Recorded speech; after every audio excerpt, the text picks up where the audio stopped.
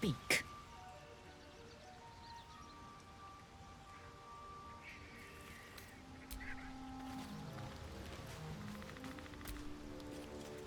Need something? Oh, darling, I'm hurt. I thought we had something special.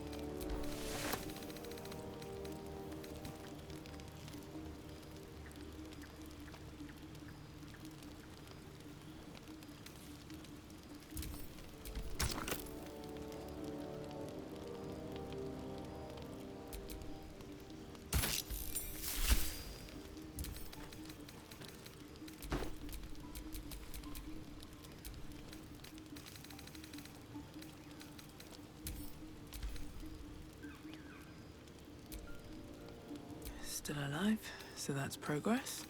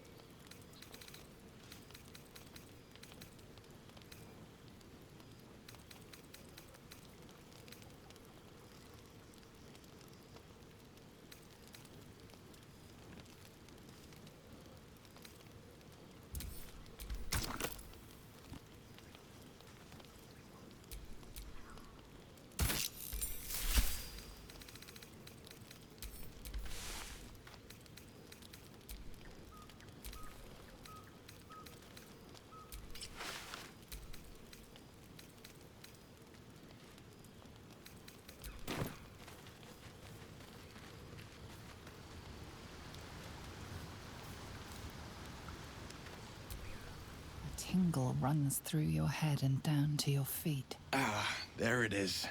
That shiver. Our little brainworms have made fast friends, it would seem. How do you feel?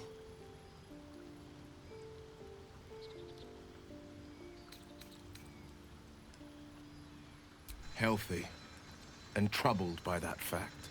Before the Illithid's unscheduled surgery, I'd felled hundreds of beasts and a fair few fiends.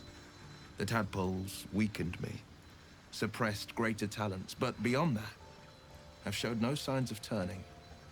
No nausea, no pain, not even a hot flash.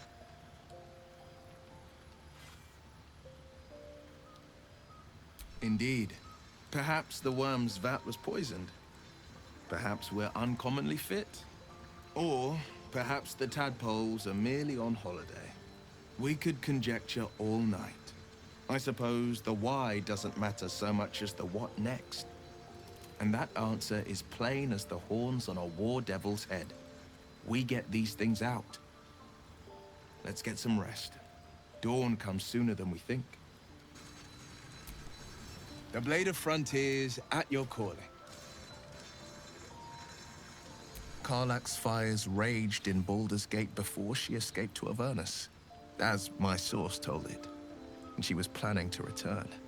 One of the archdevils Zariel's own, chaos incarnate, a devil with pure fire for a heart. I made my way to Avernus to stop her. She fled from my reach, even climbed aboard the Mind Flayer ship as it screeched through the hells. I followed in close pursuit. I can't bear to imagine the lives Karlach might be taking, the damage she might be doing. A powerful friend with a keen interest in privacy. I'm sworn to say no more. All right. What else is on your mind? My father once said, one does not pursue a champion's life. One merely answers its call. So it was for me.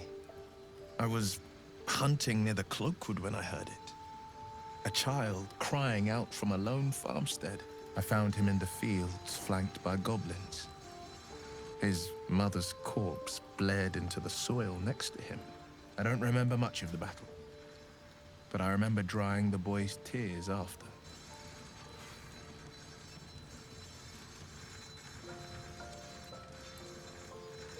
Proud? No. Angry. Angry at the monsters preying on innocents.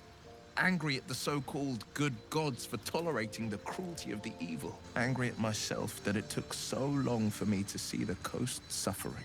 The frontiers demanded a blade, and so I heeded.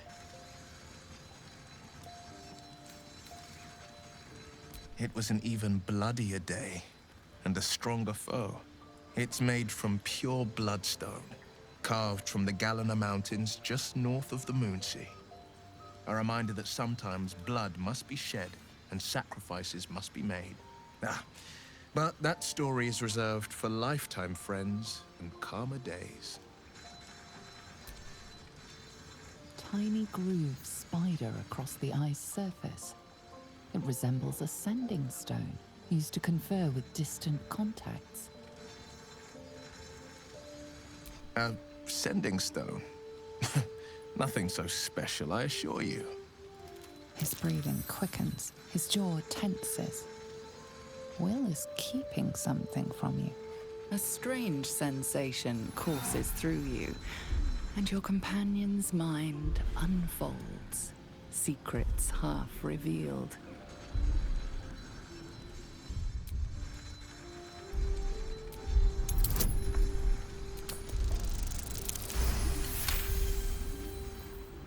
What are you?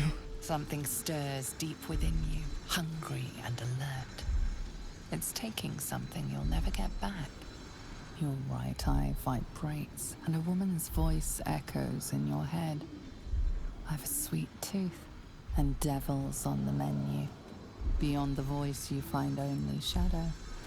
A piece of Will's mind locked away from intruders. Keep out of my mind. I told you, the eyes are rock, nothing more. And that's the end of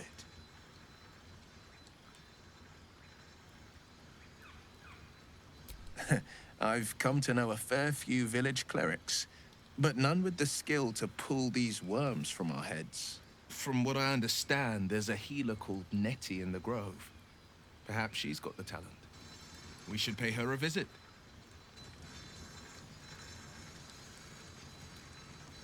Seems unusual to me.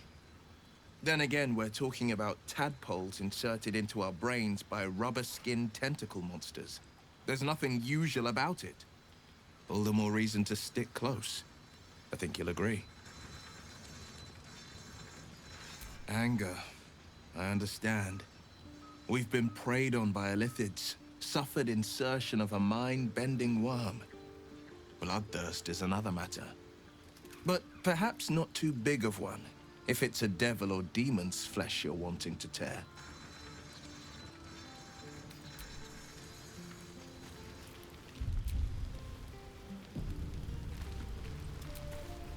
A fine evening, don't you think? The moonlight shines warmly on us. The breeze caresses our faces. Hideous. All of it. Would that I were doing battle up there, among the tears. Look above. Watch the moon cross the sky. The tears follow behind it. Rocky bodies tumbling through the sea of night. One of them is my crush, Kalia.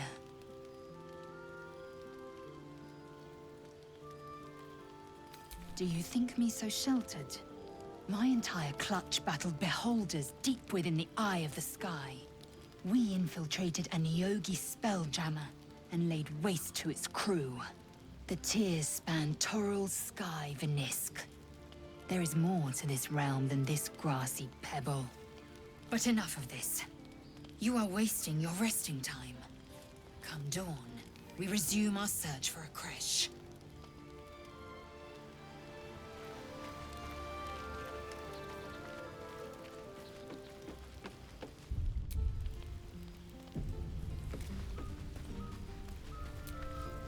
The leader of the pack comes to chat. What's on your mind? You must be pleased to have a clear path forward. The sooner we find this priestess gut, the better. Can't wait to get rid of this thing in my head.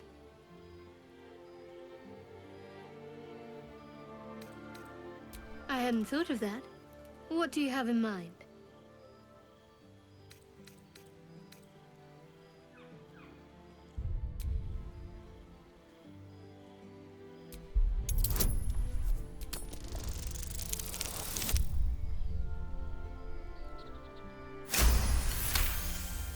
She is serious. Even she seems surprised. She's attracted to you, but you sense more. A warm swell of embarrassment.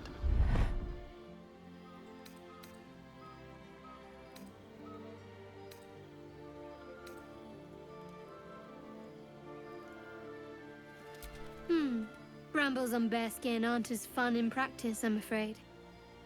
Besides, I can't afford to tire you out. We still have work to do. Rest well.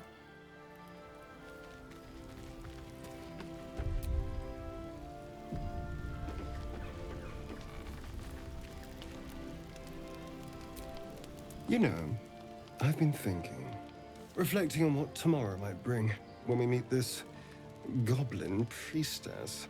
Will she know how to bring the worm under control? Will this little adventure of ours be over?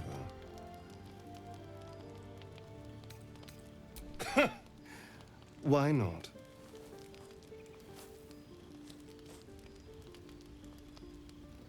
You've been to the Hells and back. Survived the crash. Survived everything that's followed. I'm not easily impressed by people, but you're stronger than I gave you credit for.